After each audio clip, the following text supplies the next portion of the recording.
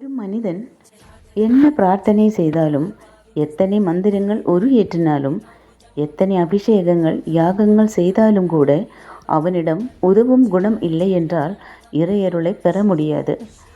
ஒரு மனிதனிடம் இறை நம்பிக்கையே இல்லாவிட்டாலும் கூட பரவாயில்லை, தர்ம குணமும் பிறருக்கு உதவும் குணமும் இருந்துவிட்டால் போதும். அவன் இறையை தேட வேண்டியதில்லை, இறை அவனே தேடி வரும். தர்மம் செய்பவனிடம் இறையே வந்து கையேந்தும். தேவையற்ற நினைவுகளை மனசில் கொண்டு குழப்பமான சூழ்நிலையில் இருப்பதை விட எதையும் சிந்திக்காமல் தெளிவான மனநிலையில் இருந்து விடுவது சிறந்தது. யாரேனும் கடும் சொற்களால் உன்னை காயப்படுத்தினால் நீ வருத்தப்படாதே, நிதானம் கொள். ஆத்திரம் ஆபத்தில் தான் முடியும்.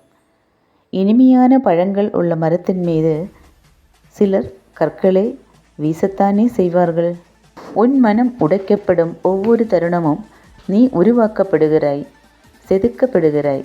அதனால் வலிகளுக்கு நன்றி கூறி பழகிக்கொள், புன்னகையுடன் ஏற்றுக்கொள்.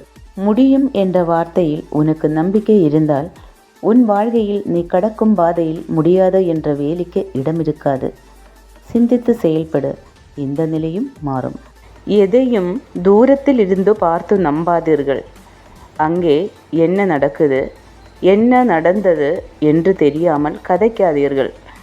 இதுக்குதான் சொல்வார்கள், காதால் கேட்பதும் பொய், கண்ணால் பார்ப்பதும் பொய், தீர விசாரிப்பதே மெய் என்று.